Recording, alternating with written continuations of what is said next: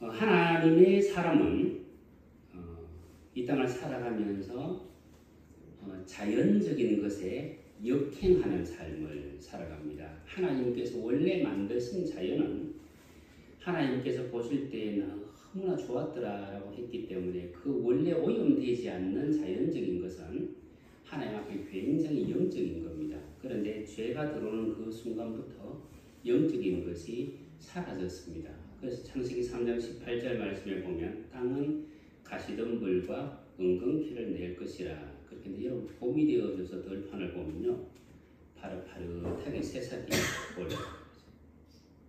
조금 있으면 또 들꽃도 피어오죠. 눈을 즐겁게 하고 그리고 마음을 만족시킵니다. 근데 눈을 즐겁게 하고 마음을 만족시키는 그 한 사건이 목적이 아니라는 거예요. 왜냐하면 잎과 꽃이 존재하는 이유는 열매를 맺기 위해서 존재합니다. 그래서 열매를 맺기 위해서 잎은 매일 조금씩 더 커져요. 그리고 잎의 숫자도 더 많아져요.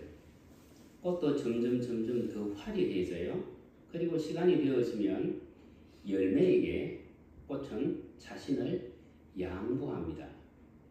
성장하고 양보하는 이유는 분명한 목적이 있기 때문입니다. 우리는 그리스도 예수 안에서 살아가고 있습니다. 그리스도 예수 안에서 살아가는 우리는 어제와 똑같은 모습을 하고 똑같은 옷을 입고 있는 것 같은데, 그런데 우리 속에서는 뭔가 많은 변화가 일어나고 있습니다.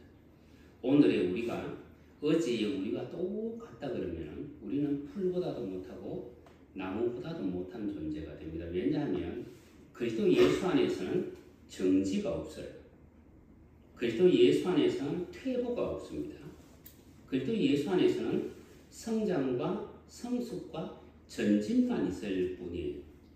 사사기 오늘 여러분들 읽었던 7장, 6장부터 시작해서 쭉 지나가다 보면 기도원이 나옵니다. 기도원의 이름의 뜻은 무너뜨리는 자, 베어 넘기는 자. 그러면 그 이름이 탁월한 이름이에요. 그죠? 그런데 그가 미디안이 쳐들어왔을 때 그들은 숨어있는 사람, 정말 멋진 이름을 가지고 있었지만 이름에 어울리지 않는 겁쟁이와 같은 삶을 살아가고 있는 사람. 하나님께서 그에게 말씀하십니다. 너는 큰 용사다. 너는 큰 용사다. 내가 너와 함께한다. 내가 너와 함께하여서 미디안을 몰아내게 할 것이다. 그런데 기도는 계속해서 의심을 합니다. 내가 진짜 할 수 있을까? 하나님께서 그에게 너는 큰 용사라고 얘기했을 때 하나님, 우리 집은 머나세 지파 중에서 가장 작은 지파입니다. 가장 작은 집입니다. 나는 그 집에서 또 제일 작은 자입니다. 이 얘기는 뭐죠? 나는 이스라엘 민족에서 중에서 가장 보잘것없는 자입니다. 나는 할 수 있는 것이 아무것도 없습니다. 그런데 하나님이 그를 붙잡으시잖아요. 내가 너로 하여금 저 미디안을 몰아내겠다고 말씀을 하시잖아요. 여러분들 오늘 읽었던 사사기 7장을 이렇게 쭉 넘어가서 보면 하나님께서 기도원에게 300명을 이렇게 맡기십니다. 300명. 많은 것 같지만은 많지 않는 숫자입니다.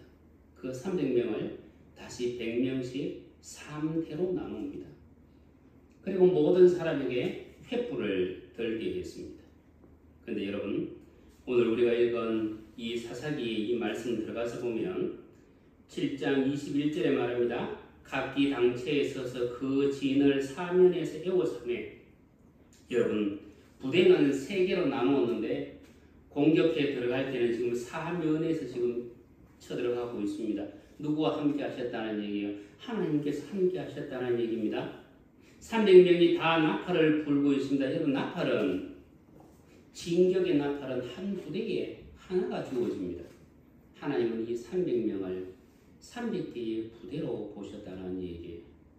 여러분, 하나님은 같은 방법을 반복하지 않으십니다. 그러면 하나님께서는 우리에게 어떤 방법을 사용하실까? 하나님은 우리를 어떻게 사용하실까? 하나님은 우리에게 어디까지 하라고 말씀을 하실까? 하나님, 나는 나를 보면 난 참 작은 자인데 여러분 제가 170도 안 되잖아요. 168.5예요. 방울림하면 170인데 170도 안 되지요. 뭐 별 볼 일 없는 사람 같은데 하나님이 나를 어떻게 사용하실까라는 생각을 딱 가지게 되어지면 하나님께서 뭔가 나를 기대하는 것이 있으시구나. 그러면 하나님께서 나를 향하여 기대하신다는 얘기는 나로 하여금 하나님을 고대하게 만드는 거예요. 하나님이 나를 어떻게 사용하실까? 여러분 기도원을 사용하신 하나님이 우리를 사용하지 말라는 법이 없습니다. 그런데 하나님께서 오늘 이 기도원을 이끌고 어디까지 올라가느냐면 22절에 말씀합니다. 300명이 나팔을 불며 여호와께서 그 온 적군으로 동목끼리 칼날을 치게 하심으로 적군이 도망하여 스레라의 벳십다에 이르고 또 닥밧에 가까운 아벨 모홀라의 경계에 이르렀으며 여러분 아벨 모홀라까지 올라갔대요. 6장 4절 말씀에 보면 이스라엘 백성들은 미디안에게 모든 것을 다 빼앗겼어요. 곡식도 빼앗기고 양도 빼앗기고 소도 빼앗기고 남은 것이 아무것도 없습니다. 그런데 하나님께서 기도원과 함께 하시고 그의 군사들을 사용하셔서 어디까지? 아벨 모홀라. 여러분 이 아벨 모홀라라는 이 말의 뜻이 춤추는 들판이라는 얘기입니다. 춤추는 들판이에요. 여러분 춤추는 들판은 언제 춤을 추느냐 하면 곡식이 무르익었을 그때에 춤을 춥니다. 그전에는 들판이 춤춘다는 말을 사용하지 않습니다. 지금까지는 이스라엘 백성들이 먹을 것이 없었는데 모든 것을 다 빼앗겼는데 이제는 어디요? 추수 때가 가까워진 그 아벨 모홀라까지 올라간다는 얘기입니다. 여러분 여기에 올라갈 때 이스라엘의 많은 지파들 가운데 누가 함께 하느냐 하면 납달리 지파가 함께하고 아셀 지파가 함께합니다. 여러분 이스라엘 13지파잖아요. 레위 지파는 하나님의 성전에서 봉사해야 되기 때문에 레위 지파를 빼고 나머지 12지파잖아요. 그럼 적군이 쳐들어왔을 때 공격해 올라갈 때 누가 함께 해야 되느냐 하면 모든 지파가 같이 올라가야 됩니다.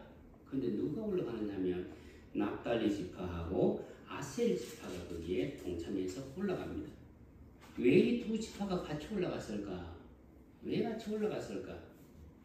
여러분 500년 전에 창세기 49장 50장에서 야곱이 자신의 12아들들을 축복하면서 특별히 납달리와 아셀에게 대해서는 땅과 관련된 축복을 해주기 때문입니다. 납달리에 대해서는 어떤 축복을 하고 있느냐면 야 너는 노인 암사슴이야. 너는 노인 암사슴이야. 아셀 지파에 대해서 축복합니다. 너희의 땅에서 나는 곡식은 너무나 기름지기 때문에 왕의 상에 올라갈 거야. 여러분 이것이 500년 전에 축복한 거예요. 여러분 이 예언을 이루기 위해서는 무엇이 있어야 됩니까? 풍요로운 땅이 있어야 돼요. 풍요로운 땅이 있어야 돼요. 이 기도원의 전쟁에 동참했던 납달리와 이 아셀 지파 500년 전에 그 일을 약속을 이룬다는 것은 본인들은 생각도 못했을 거예요. 그런데 하나님의 섭리 속에서 그 일들을 해나가잖아요. 여러분 황량한 들판이 우리의 본성이라 그러면은 이 본성을 춤추는 들판으로 만들어가는 것은 우리의 일이에요. 열왕기상 19장에 보면 한 말씀이 나옵니다. 열왕기상 19장 19절 엘리야가 거기서 떠나 사밧의 아들 엘리사를 만나니 저가 12결의 소를 앞세우고 밭을 가는데 여러분 엘리야 바알 선지자 450명을 쳐 죽였던 엘리야 그 엘리야가 이세벨을 피해서 도망을 가고 있습니다. 로뎀나무 아래에서 하나님 앞에 기도합니다. 하나님 내가 차라리 죽는 것이 낫겠습니다. 하나님의 선지자가 하나님 내가 차라리 죽는 것이 낫겠습니다. 여러분 그 능력 많은 그 선지자도 뭐가 온전히 처리되지 않았느냐 이 본성이 다 처리되지 않았다는 얘기예요. 내가 지금 이세벨에게 쫓기고 있으면 하나님 나에게 힘을 주십시오. 힘을 주십시오라는 얘기는 하나님 나를 변화시켜 주십시오라는 뜻인데 하나님 내 생명을 취하십시오. 나는 차라리 죽는 것이 낫겠습니다. 나는 지금 그대로 있겠습니다. 여러분 하나님 앞에서는 퇴보가 없다고 말씀드렸습니다. 하나님 앞에서는 정지도 없습니다. 하나님 앞에서는 오직 전진만 있을 뿐입니다. 하나님께서 엘리야에게 말씀하십니다. 너는 사밧의 아들 엘리사에게 기름을 부어라. 근데 여러분 갔더니만 엘리사가 지금 무엇을 하고 있느냐 하면 밭을 갈고 있습니다. 소를 2마리 짝을 다 지었습니다. 본인은 12번째 결의에 쟁기를 잡고 지금 밭을 갈고 있습니다. 그런데 여러분 엘리사가 밭을 갈고 있는 이곳이 어디냐는 거예요. 열왕기상 19장 16절에 말합니다. 또 아벨 모홀라의 사밧의 아들 엘리사에게 기름을 부어. 지금 엘리사가 밭을 갈고 있는 이곳이 바로 아벨 모홀라였습니다. 춤추는 들판이었다. 여러분 춤추는 들판으로 만들어가는 것은 누구의 역할이냐면 우리의 할 일이라는 얘기입니다. 엘리사는 그 일을 하고 있었고 하나님은 그를 부르셨습니다. 너희는 세상의 빛이라고 주님 말씀하셨습니다. 세상에 빛이 필요한 이유는요. 세상이 반짝반짝 빛나기 때문에 빛이 필요한 것이 아니고 세상이 어둡기 때문에 빛이 필요합니다. 하나님은 우리를 빛으로 인정하셨습니다. 우리가 세상의 빛이라면 우리는 세상에 대해서 불평하면 안 돼요. 세상이 썩었다고 말을 해도 안 돼요. 세상이 썩었기 때문에 하나님께서 우리를 건지신 것이고 세상이 빛을 잃었기 때문에 하나님이 우리를 세상의 빛으로 보내놓으신 거예요. 여러분 우리 본성에 사는 천사들이라고 하는 이 책 읽는다고 진짜 고생했습니다. 진짜 고생했습니다. 1400페이지짜리인데 제가 원래 180페이지 넘는 책은 잘 안 보는데 이게 1400페이지인데 우리 본성에 선한 천사들 4가지입니다. 근데 그게 뭐냐 하면 이분은 이렇게 얘기했어요. 감정이라고, 자기 통제라고, 그리고 도덕 감각, 그리고 이승이라고 했습니다. 이것이 우리 본성에 선한 천사들이라고 얘기했는데 이분이 중간중간에서 언급한 이유는 뭐냐면 이 모든 것을 선하게 만드는 것이 뭘까? 감정과 자기 통제와 도덕과 이성을 정말 선하게 억눌러서 그나마 사람이 살 수 있도록 살만한 세상으로 만들어가는 것이 뭘까? 그것이 법이다라고 얘기해요. 여러분 법이 없으면요. 법이 없으면 우리가 운전할 때 교통법규를 얼마나 많이 지킬 것 같아요. 법이 없으면 우리 안에 준법 감각이 없어진다 그러면 과연 우리가 얼만큼 조심해서 걸으며 얼만큼 남들에게 배려할까? 결국 뭐냐면 사람의 본성은 악한데 그 본성을 누르고 그나마 선한 삶을 살아갈 수 있도록 하는 것은 법으로 이렇게 눌러놨기 때문이라고 얘기합니다. 그런데 하나님께서는 우리에게 법으로 눌러놓는 것이 아니고 우리 본성을 고쳐라고 말씀을 합니다. 본성이 고쳐지면 우리는 법이 없어도 살아갈 수 있는 사람들이기 때문에 우리의 본성이 고쳐지지 아니하면 우리는 엘리야와 같은 사람이 되어버리고 만다. 피곤하고 지치고 힘들 때 그 누군가를 원망하게 됩니다. 그래서 엘리야가 하는 얘기가 무슨 얘기냐면 하나님 앞에 나아갔을 때 하나님이 이렇게 묻습니다. 엘리야야, 네가 왜 지금 여기에 와 있느냐? 네가 왜 지금 여기에 와 있느냐? 하나님, 저들이 나를 죽이려고 합니다. 하나님 또다시 묻습니다. 엘리야야, 네가 왜 지금 여기에 와 있느냐? 하나님, 저들이 나를 죽이려고 합니다. 하나님께서 엘리야에게 네가 왜 여기 와 있느냐라고 물으셨을 때는 원래 있던 곳으로 돌아가라는 얘기입니다. 그곳으로 돌아가서 원래 너에게 주어진 그 일을 감당하라는 얘기인데 엘리야는 그것이 너무 힘들었기 때문에 하나님 앞에 나서 하나님 내 생명을 취하여 주옵소서라고 기도하다가 엘리야의 그 부르심이 엘리사에게로 넘어가 버리고 말았습니다.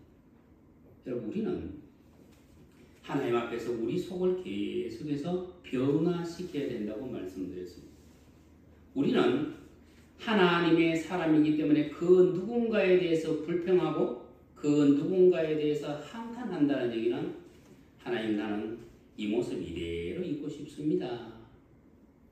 그런데 누군가가 나를 힘들게 하지만 하나님 나는 저 사람을 긍휼히 여겨보겠습니다.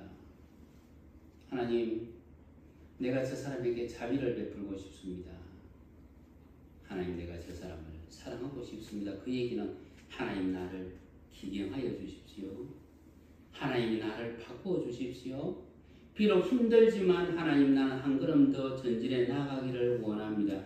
여러분 들판이 춤추는 것은 나와 이웃과 그 이웃과 이웃에게 주어진 과제입니다. 그래서 엘리사는 하나님의 부름을 받았을 때 그가 한 일이 뭐냐면 열왕기상 19장 21절에서 얘기합니다. 엘리사가 저를 떠나 돌아가서 소 한 겨리를 취하여 잡고 소 한 겨리라는 얘기는 두 마리입니다.